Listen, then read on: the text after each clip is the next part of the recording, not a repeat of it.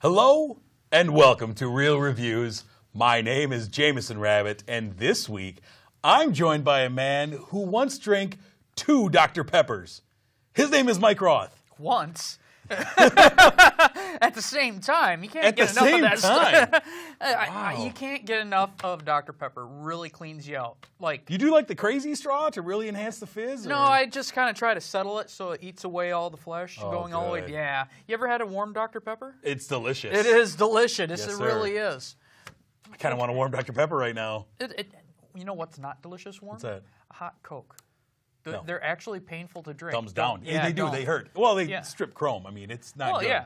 It's not good. I'm Coke, sure not Dr. one of Pepper- our sponsors this week, so No. we can talk about that. Dr. Pepper is, wouldn't it be? Yes, we sponsored Sure. this show brought to you And by if Dr. you want to Pepper. send us Sure. a check, that'd be It's great. not too late, Dr. Pepper. Anyways, this week on the marquee, we have 4 movies, count them 4, to talk about. And first up, Mike, you have what might be the best movie of the week. Oh, yeah. What do you have on the marquee this week? Would we like to talk about 50 Shades of Black? Oh, I'd love to.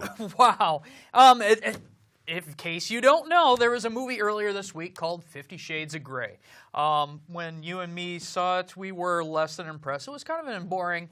So what did Marlon Wayans decide to do? He decided he's going to spoof it. Just He like, spoofs only the best. Only the best. He teams up again with Rick Alvarez to write 50 Shades of Black, directed by Michael Tudis, who also does their Haunted House series. I believe those are direct to Netflix. They are so good. And those are spoofing, in case you don't know, Paranormal Activity, which is another movie I really don't care for. This trailer is so silly. So you take a bad movie and you think Marlon Wayans can make some magic out of it? No, not really. All it is it's pretty much the same movie, the same boring movie, but a lot of crass kind of stereotypes, juvenile, racist. It's kind of what he does. It's really unfortunate. I did get a couple of and if you don't know the stories of 50 Shades of Grey, which it basically is, this naive college student gets into a lurid affair with a successful businessman with a contract, and there's sex and stuff like that. But the movie can't live up to the book, and this spoof can't live up to the movie. Did this spoof live up to the book? No, neither. It is a long trail of failures, and here's the quick review. 1 star. Yikes. Don't see this movie unless... I give it 1 star because I did get some juvenile chuckles. Sure. I just went... Now, you do Yeah. enjoy these spoof movies, so this I 1 do. star is a damning score. It really is. I enjoyed Scary Movie. I really did. But that was the Wayans brothers. This Right. is... Yeah, his brothers did not come along No, with this one. this is Marlon Wayans Yeah. and Rick Alvarez, and they're not good. Have you seen any of those Paranormal Activity spoofs? Unfortunately, yes. I saw the first one, and through the whole thing, I was just like, not only is this boring, but it's just bad. I think Paranormal Activity 4 is a spoof as well. That's just me. Yeah. Well, Yeah. I don't like anything. He took the movies that I don't like, and I think he wants to make them better, and he doesn't. This humor. One of the bad things about this, I mean, there's a lot of bad things about this, all right. but it's to the point while you're watching the movie, and you're more surprised when he doesn't do a joke he's already obvious done. joke. Yeah, there's a couple of scenes you're like, oh, I seen that in Scary Movie. Oh, I seen that in the unfortunate Paranormal Activity, that Haunted House movie that he did. And you're like, oh, he didn't do that joke. Isn't that weird? Otherwise, it's the same thing. Also, Marlon Wayans, I don't think he can do his humor like he used to. Back in Scary Movie when he was much younger, which was almost 20 years ago, right? Something like that. Yeah. When he did kind of putting down people or he spit it out a little bit of hate, it felt funny. It felt like, oh, he's not really serious. The way he's doing it, it's just funny. It's like your mama jokes. This time when he says something hateful, you actually kind of feel like he hates that person on some level that is just terrible. It'll never be as good as Don't Be a Menace to South Central while drinking your juice in the hood. No, it can't. Never be better than that. It can't be. Sometimes you just have to say, that was my gig, now I have to give it up. Yeah. He's not going to do that. I don't know why this didn't go directly to Netflix. I don't get it. I don't know. 1 star, though, from you. Yikes. It could have been worse if I didn't have those immature chuckles every once in a while. Sure. All right, next up on the marquee, I have a movie called Jane Got a Gun from director Gavin O'Connor. It's got a pretty great cast. Natalie Portman, Noah Emmerich, Joel Edgerton, Ewan McGregor, and this movie has a really interesting backstory, which I got to tell you about. So this movie was made in 2013, was released in 2016, has been sitting on the shelf for nearly 3 full years. This movie has gone through production hell. In 2011, this was on the blacklist of the greatest unmade scripts. It was... a team was put together. Director Lynn Ramsey was made to. She was about to start production on this movie. The week before they start production, she quit. The director walks off, says, "I'm done with it," and then it just went into full chaos after that. The original cast, you had Michael Fassbender, and you had Jude Law as the protagonist and antagonist. And then Fassbender left. He's like, "I'm done with this. I'm off." So they move Jude Law into his role. They bring in Bradley Cooper. Then they both leave. They bring in Joel Edgerton. They bring in Ewan McGregor. It's just it's swapped hands so many times. And ultimately, Gavin O'Connor, who is a director who I love, did Warrior with Joel Edgerton and Noah Emmerich, and bring him in, and I think he did a great job of salvaging what could have really been a disaster. I mean, when this thing is passed through so many hands and so many rewrites and all this, I think he did a really good job of salvaging it. There were big holes in this movie. But what it is it's basically, it's a lot like the plot of Pearl Harbor. So the plot, get this. So you have Joel Edgerton is a guy named Dan Frost. He goes off to war, Civil War, leaves his fiancée, Jane, Natalie Portman, back. And she assumes that he dies in the war. She never hears from him, so she remarries Noah Emmerich, remarries this guy Hammond. And then, of course, Dan Frost comes back from war, and he's looking for her. And there's this whole tryst. And we pick up kind of late in the movie. Like everything is told through flashbacks. So you're piecing these together. And then there's these bad guys, the Bishop boys, led by Ewan McGregor, and they're coming to do some killing. And so it's a whole rigmarole, but she needs to get her former fiancé to help her now, to protect her. She's got a gun. She needs another gun. So you have all this, and this is all set in the Wild West. You know this, and it looks beautiful. It's all that beautiful sepia tone that you would have, in that Wild West type. And the set design is beautiful, and it looks great. And Natalie Portman and Joel Edgerton, I think, were spectacular. And there's a lot of quiet moments between the two of them and a lot of history being told. And I think that they were really, really good, especially Joel Edgerton. Really good. The problem is there's a lot of holes in this script. It feels like you're trying to piece what's going on. Do you think that was because of the changing of the hands, or do you think that's the reason why it changed hands? No, the reason why it changed hands was contracts. Okay. No, it feels like some things were left out, though, as it got rewritten. It felt like, I don't know, it almost felt like some things might have been shot and then sat and then shot later. And I don't know, because the cinematographer left at one point. It was a real mess. And so this could have just been a terrible movie. We've seen that happen before. And my big thing is, Ewan McGregor was nothing in this movie. He was supposed to be the bad guy. He's John Bishop with his gang of people who has killing babies and stealing women and is coming to kill everyone, our whole cast. And he's not menacing. He's not scary. He's nothing. And so the whole movie is built up, and it's slow going for most of the movie, and it's built up to this big climax. But I'm not really that scared of him. And I'm watching it, and I'm going, well, Jude Law probably would have been menacing. Oh, Michael Fassbender probably would have been menacing. There's a lot of guys, but Ewan McGregor just was not. He was just nothing. And so that really hurt the movie. But there were some amazing things. There's towards the end, there's the climax, and there's your kind of happy ending. And the whole movie's been that sepia tone, Wild West look, that kind of brownish, everything's brownish looking.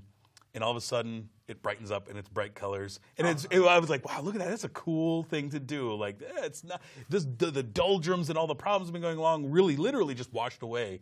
So Gavin O'Connor, I think, did an excellent job. the movie was good. It wasn't great, but it all wasn't its- terrible. for all its all its hiccups. problems, it could easily have been awful. I gave it 3 stars. Oh. Yeah, I enjoyed it. I thought it was fun. I thought there was a lot of great performances in it, but and some really bad performances that offset them. So how come I saw 50 Shades of Grey? Because Lois Straw. I asked you to. Nice. Right. So Jane Got a Gun. I think it's an interesting movie, and it's a pretty decent Western in a time when we don't get a lot of decent Westerns. I think it's pretty decent, and I think it's worth checking out. So. Actually, Westerns are one of those fading stories. You really rarely see them. Maybe once a year, right? Yeah, we had, I think, 2 last year that I can think of.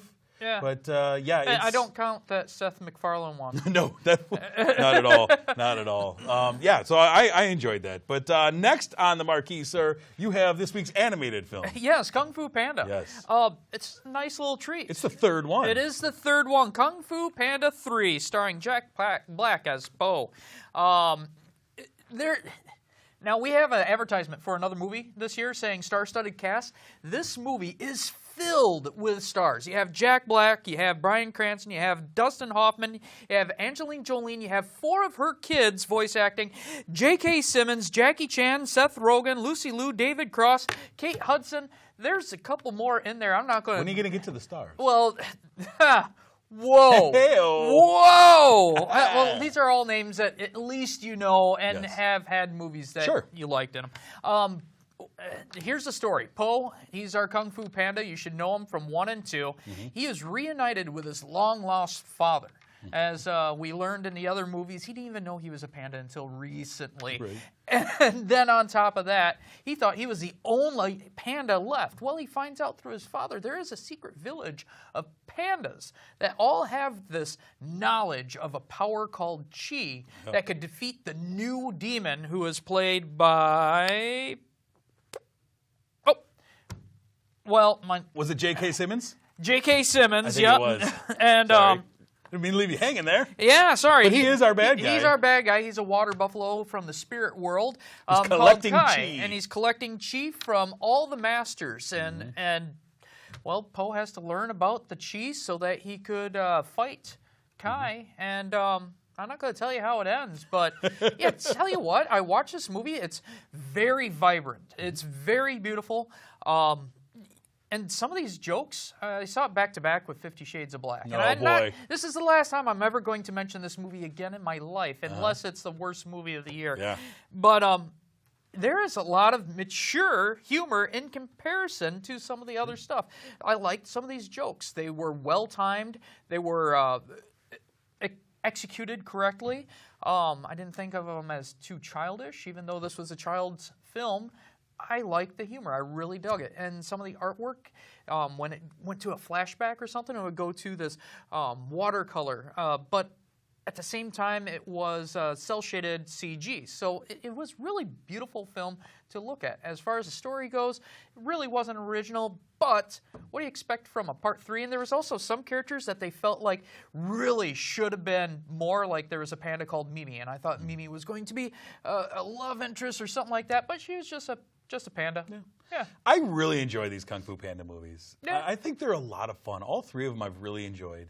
They're fun. They're well told, and like you say, that they don't talk down to the audience. Oh, you're just a bunch of kids like Norma the North would. Oh yeah. There's something for everyone. If you enjoy old school samurai movies or such, they throw nods to those in there for you, but it doesn't have to be something you know. And I think they're just fun. And Jack Black, his energy comes through really well as Po. And I like the dynamic between he and his team. It's always fun, and you have the Master Yoda type guy there, and I think it's just a good time, and kids enjoy it, adults enjoy it. What's cool about this is also it's a 3rd film, but you don't have to see any of the not others. at all. They will organically explain what happened in the past, so you don't have to say, oh, what happened? Oh, who's that guy? Who's that guy?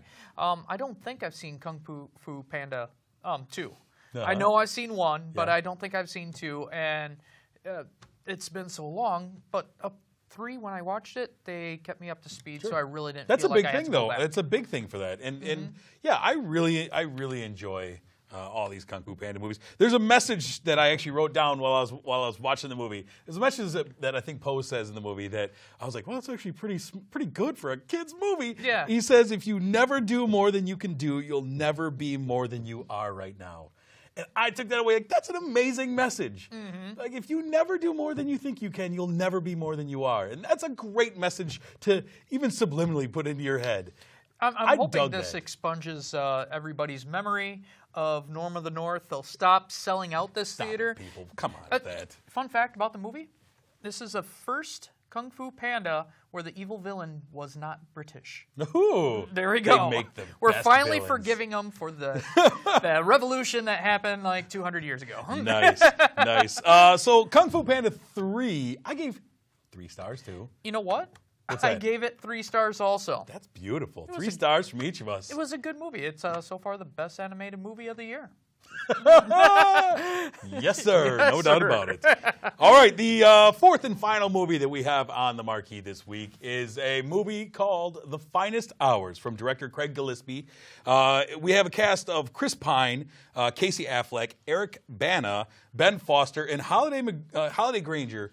And this is a movie set in 1952. It is based on a true story about this big oil tanker out in the Atlantic Ocean that comes under heavy storms, breaks in half, and this small Coast Guard station there has to go out and try and save it. And in fact, we have 2 oil tankers out there that have broken in half. And so this crack team, led by Chris Pine's character Bernie, is sent out into basically a suicide mission in a tiny boat to try and get over the bar and out to try and find these guys. And disaster strikes in this huge storm. A compass is lost. I think they called it a ba. It Yeah, wasn't the a- bar. yeah. Gotta go for the bar. And he and Ben Foster, with a couple other guys, go out in a dinghy basically to try and get this oil tanker and the crew. And so in the movie we have dueling tragedies as we are watching. Not even dueling just tension-filled events going, as you have this group trying to fight the sea to try and get to the tanker to save these guys. And then you have inside the tanker and the crew led by Casey Affleck, who is kind of the de facto captain now because the captain's end of the boat has broken away and sunk. And so now he's in the half that's still afloat. And this crew is trying desperately to do anything they can to survive in hopes that somebody will find them. And so we cut back and forth. And it's really interesting because you have this love story that kind of launches the story with Bernie, who is the by-the-book guy. Straight-laced, by the book, does whatever you're supposed to do, does the right way. And this new love of his who has proposed to him. And she just wants Bernie to go. Yeah. She wants Bernie to come back. Both these characters are actually kind of quirky characters. Yeah. Really, Bernie, he could have been that reluctant hero or the I'm going to be the hero, macho kind of guy that most heroes are. But Bernie isn't that guy. He's just I don't like conflict. I'm going to ask my supervisor for permission for things, even though it's just a courtesy. I don't have to, but I'm going to do it because that's who I am. I'm the by the book. And his girlfriend is just I don't know why I wouldn't speak my mind. Everybody tells me I shouldn't. But you could tell by the way she's acting in her eyes, she's not defiant because she's just mean and she's going to have her way or she's bucking the system. It's in her mind. You could tell she just doesn't understand why she wouldn't. Just bring him home. I really liked Chris Pine's portrayal of Bernie. He's a guy who, first off, is haunted by the ghosts of a previous tragedy that he was involved in. And that kind of weighs heavily on his mind, you can tell. And he's also a guy, like you're explaining, bravery isn't a thing that he even thinks about. Yeah. He just does what has to be done. He does what is right. So when he says, the great line that's in the trailer, they tell us we got to go out. Nothing says we got to come back in. Yeah. You know, I mean, that's just like, we have to go. It's my job. I go out, and he if says I might not make it back. And he says it exactly like that. He doesn't say it like Bruce, like a hero. Yes. Where he's just sitting there and he's like giving you that stare and he's looking into your soul and he's like, this is how it is. He's just like, that's it. That's how we do it, right? That's what I signed up for. Yeah, I got to punch the clock. I mean, he has some great lines where he's like, I'm afraid of the water. I'm afraid of what's underneath. He's like, it's just more water. What's the big deal? What are you scared of? Why would you do that? And I really dug his character. I dug Casey Affleck's character on the boat. Eric Bana, though. He was the captain, right? Eric Bana was the captain on the of the Coast Guard there. He was rough. He was pretty bad. Well, they kind of put him in an impossible situation. He's born British, right? Australian. Yes. And then they want him to do a Southern accent, but try to do a upper New England accent at the same time. All over the place with that thing. What can you do with that? It felt like from scene to scene he was deciding what his accent was going to be. Yeah. It was rough. And it was kind of cool. It was cool that they put it in there because he's the outsider. Yeah. He took him. He sent Webba. And I'm going to say it by how he put Webba out in danger because he doesn't know the area. He doesn't know these storms. He's from down south. And he's like, oh, is it because of my accent? And after that, it was flip-flop of two terrible accents. Like, what are we doing, Eric Bana? But in a way, I thought that was a quirky part of the movie that actually made me enjoy it more. I will remember this guy trying to do this accent for quite a long time. Yeah. It was rough. One of the other things an issue I had with the movie was just the conflict on the tanker between Siebert, who was Casey Affleck's character, and this Brown guy, who is the tough-talking Boston guy, and it just got to be trying after a while because this guy, no matter what, is just talking trash about how I'm smarter than you, you're going to kill us all, you're just an idiot, blah, blah, blah. And it's like, okay, if you're really in this situation, are you really going to be that guy the entire time who's looking out for yourself and that's it? And he really didn't change. He never changed. He was a one-dimensional character. He really was. And after a while, it just got to be a little much. And the guy who was underneath the hull that everybody hated, and all of a sudden, I thought his character was a little flat also. But we did have Kubiak. We did have Kubiak. For those of you who remember, Parker Lewis can't lose. Or if you were on the other camp, which is ER. I guess he did that for long. It's pretty. I really like this movie. I thought that the effects were really good. Yeah. The tension was. It was strong. True. Yeah, the strong anticipation. I did grip my my seat handles. They did tell you 100 times in the movie, brace yourselves. Yeah. That was yelled out from both camps over and over. Anytime a wave was about to hit, brace yourselves. Yep. I heard that 30 times in the movie. I love those scenes when he's out there. I actually felt like you could see the boat, but you could tell with the anticipation and the way they were showing it that even though you could see it, it's very difficult to get out there. These waves are huge. Yeah. It kind of reminded me of the fun I had with the anticipation and stuff, kind of that movie that we saw with The Rock last. San Andreas? Yeah. Yeah, that's... Except for this one's based on a true story. So there. San Andreas wasn't? Are you sure? Well... That hasn't happened yet. Actually, I don't watch the news. That's a premonition of things to come, is what it is. I learn everything I need to know on Facebook. Yikes, Michael. Yeah, so I mean, The Finest Hours. I think it was a good job by Craig Gillespie. I'm a sucker for any movie where men are facing their mortality with an uncommon valor. I'm a sucker for that. I like the quirky characters. I really did, and along with great special effects. Yeah. What did you end up giving The Finest Hours? This is actually my biggest movie of the year so far. I gave it a 3.5. It's a very enjoyable film. Definitely go out and check it if you're a history buff or you like quirky little romances or you just like special effects where you think someone's going to die at any moment. Yeah. I gave it a running theme for this week's show for me. I gave it 3 stars. Wow. Every movie I saw this week, I gave 3 stars. Just above average. I thought it was good, but I had issues with some of the characters. Just tell me 50 Shades of Black is a 1. All right, I'll say it's a 1. I haven't seen it about. Woo! Yeah, I thought it was good, but I had issues with it. But you know what? I was starting to doubt Chris Pine, and this movie made me a believer back in him again.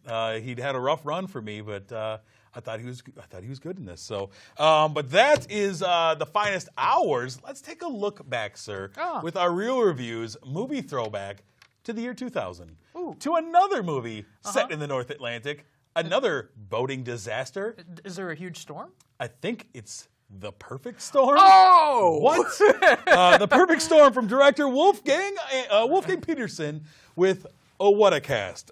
We have the George Clooney. We have the Marky Mark. We have John C. Reilly, William Fichtner, John Hawkes, Diane Lane, Mary Elizabeth Mastriano, Karen Allen, Bob Gunton, Alan Payne, Michael Ironside. Look out.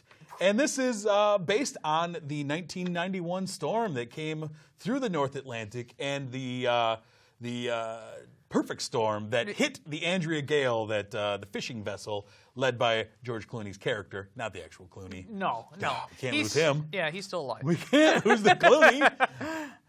And this is, this is a big disaster movie. Yeah. Based on a true story. And this won nominations for sound and special effects during the time. Back then, I could see now it's a little dated compared to like The Finest Hours, which I just saw, but they did extremely well for 2000. I didn't look at the waves and go, this is fake at any point. Yeah. No, I was actually surprised because I remember watching this when it first came out, and I remember kind of being lukewarm about the movie, actually. Just kind of, and I wasn't at the time. I wasn't a huge fan of most of the cast, and I thought, okay, it's kind of, and it takes a good hour plus to get into the storm itself. Yeah. And on the recent rewatch, I was actually pleasantly surprised that I actually enjoyed the movie more than I remembered it. That the characters were better than I remembered them being. The guys on the boat, John Hawkes, William Fichtner, and John C. all those guys, I like them. I still don't understand the need for the other boat that's in peril with Karen Allen on it and Bob Gunton. I never understood why we even need to have that in there. I think they just wanted to throw that in as a prequel to what's going to happen. They just can't kill everybody on one boat right away. Just watch these people almost die. That always just feels like, why? What? Who are these people? Why do I care what's going on with these people? And the movie is pretty long. If you cut that out, the pacing, I think, would actually... I agree, because for some reason, right when you're starting to build tension, it would cut to them. Yeah. Like, who are these people again? Why? You never told me what's going on? Yeah, that always feels weird, but I was very happy with what we got out of The Perfect Storm. I rewatched it. I really didn't get the feeling that I thought I would. Okay. But I did really like the special effects. Yeah. And it still looks This great. is the last for those robotics, too. Yeah. Those, the fish that they pull out. Yeah. They look really realistic. And do. I was thinking, man, I bet Steven Spielberg's so jealous that he couldn't have this stuff for Jaws, really. No kidding. Yes, sir. No doubt about it. So that is our Real Reviews movie throwback, The Perfect Storm. Go check it out. Before we leave, we have to take a look at what is coming soon. And we are looking at the week of February 12th. We have 3 movies coming out. The first one is How to Be Single, a movie starring Dakota Johnson and Rebel Wilson. Rebel Wilson's going to teach Dakota Johnson how to loosen up. Woohoo! Hey! Okay. The next movie we have is a long-awaited sequel. Maybe long-awaited, but definitely long in the making. That is Zoolander 2, starring Ben Stiller and Owen Wilson, and the whole cast of characters, bringing back Mr. Zoolander. And the third and final movie is the big superhero movie that has been highly anticipated, and that is Deadpool. Deadpool finally coming out, and Deadpool doing what I think is some of the most creative and innovative marketing leading up to a movie that I've seen in a long time. And if anybody wants to update themselves on the comic book, I believe Deadpool has 5 different comics that are out right now. So check that out. That is your Valentine's Day movie slate. Go see them all with your loved one. Before we leave, though, I have to thank our sponsor. We would love to thank Marcus Theaters, The Palace here in beautiful Sun Prairie. Thank you for sponsoring our show. We always appreciate coming into your theaters in your beautiful dream loungers. And if you want to find more from us, you can do so on Facebook, on Twitter. Just search for Real Reviews TV. Find all of our past episodes at ksun.tv. You can learn everything I know on Facebook and then talk to me about it. Talk to Mike about it. No doubt. But that is all we have for this week. Next week, we'll be talking about Hail Caesar. I'm so looking forward to. Pride and Prejudice and Zombies. I'm so looking forward to. And The Choice. Those are our movies next week. But until that time, my name is Jamison. I'm Mike Roth. Thanks for watching.